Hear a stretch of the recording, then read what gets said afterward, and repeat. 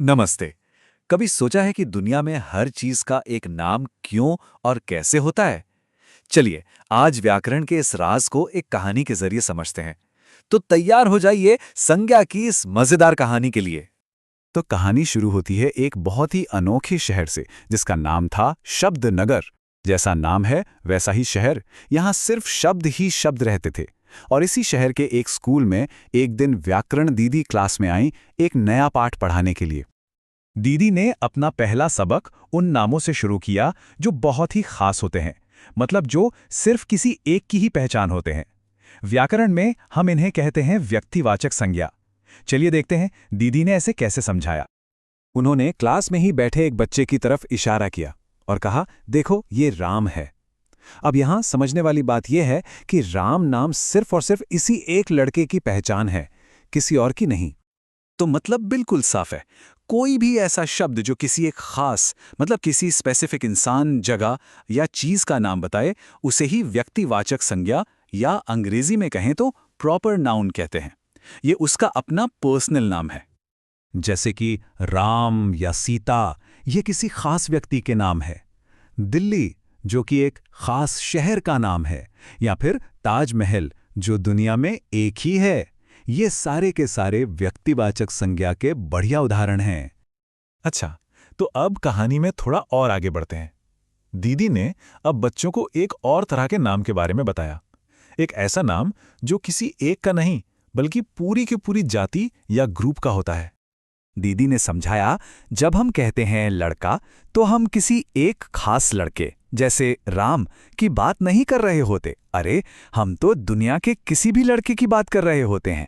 तो ये शब्द एक पूरी जाति को दिखाता है। तो जातिवाचक संज्ञा या कॉमन नाउन वो शब्द है जो किसी एक के लिए नहीं, बल्कि उसकी पूरी जाति या क्लास के लिए इस्तेमाल होता है। ये एक जनरल नाम है जो उस जैसे किसी के लिए भी हो सकता है। जैसे जब हम कहते हैं शहर, तो वो कोई भी शहर हो सकता है, जरूरी नहीं कि दिल्ली ही हो, है ना? इसी तरह किताब या कुत्ता, ये भी जातिवाचक संज्ञा के ही उदाहरण हैं। चलिए, अब कहानी और भी मजेदार होने वाली है। दीदी ने अब कुछ ऐसे जादुई नामों की बात की जिन्हें हम देख या छू नहीं सकते, सिर्फ महसूस कर सकते हैं। दीदी ने बच्चों से एक बड़ा गहरा सवाल पूछा। जरा सोचो, क्या हम ईमानदारी को देख सकते हैं या छू सकते हैं? ये सवाल सच में सोचने वाला है ना? और इसका जवाब है नहीं। हम ईमानदारी को सिर्फ महसूस कर सकते हैं। तो बस ऐसे शब्द जो किसी भाव, गुण या एहसास को दिखाते हैं, जिन्हें देखा या छुआ नहीं जा सकता, उन्हें ही भाववाचक संज्ञा या एब्स्ट्रैक्ट नाउन कहते हैं। जैसे कि प्यार, सुंदरता, डर या गुस्सा, ये सब ऐसी भावनाएं और गुण हैं जिन्हें हम आंखों से नहीं देख सकते, सिर्फ अपने मन में महसूस कर पाते हैं। यही सब भाववाचक संज्ञा है। तो अब हम कहानी के आखिरी हिस्से में पहुंच चुके हैं। यहां दीदी ने दो और मजेदार तरह की संज्ञाओं से मिलवाया। एक जो ये बताती है कि कोई चीज बनी किससे है, और दूसरी जो एक पूरे ग्रुप का नाम बताती है। दीदी ने अपनी चमचमाती हुई अंगूठी बच्चों को दिखाते हुए पूछा, बताओ तो ये किस चीज से बनी है? और सभी बच्चों ने एक साथ जोर से चिल्लाकर जवाब दिया, सोने से। बस उनका यही जवाब हमें हमारी अगली संज्ञा तक ले जाता है। बिल्कुल सही। सोना एक पदार्थ है, एक मटीरियल है जिससे गहने बनते हैं। तो ऐसे शब्द जो किसी पदार्थ या द्रव्य का नाम बताते हैं, उन्हें कहते हैं द्रव्यवाचक संज्ञा या मटीरियल नाउन। सोना, चांदी, लोहा, ये सब धातुएं हैं। या फिर पानी, जो एक तरल है, और रेत, ये सभी द्रव्यवाचक संज्ञा के उदाहरण हैं, क्योंकि इनसे दूसरी चीजें बनती हैं। और अब कहानी का आखिरी पड़ाव। दीदी ने बच्चों से पूछा, जब तुम सब मिलकर खेलते हो तो क्या बन जाते हो? बच्चों ने कहा, एक टीम। बस यही है हमारी आखिरी संज्ञा। टीम शब्द किसी एक खिलाड़ी के लिए नहीं, बल्कि खिलाड़ियों के पूरे समूह के लिए है। इसे समूहवाचक संज्ञा या कलेक्टिव नाउन कहते हैं।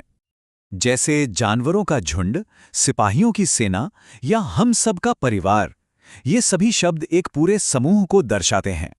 तो शब्दनगर की इस छोटी सी कहानी से हमने क्या क्या सीखा? चलिए, व्याकरण दीदी के आखिरी संदेश के साथ सब कुछ एक बार फटाफट दोहरा लेते हैं।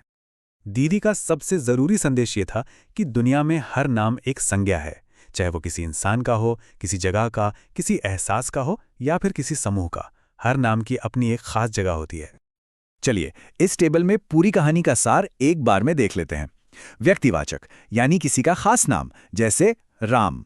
जातिवाचक मतलब कोई भी आम नाम, जैसे लड़का। भाववाचक यानी कोई भावना, जैसे प्यार। द्रव्यवाचक यानी कोई पदार्थ, जैसे सोना। और समूहवाचक मतलब पूरे समूह का नाम, जैसे सेना। देखिए इस टेबल से सब कुछ कितना आसान हो गया। और कहानी के अंत में जैसे शब्दनगर के बच्चों को सब याद हो गया, उम्मीद है कि अब संज्ञा की ये पूरी कहानी हम सबको भी हमेशा याद रहेगी। सच में कहानी के जरिए सीखना कितना मजेदार होता है ना।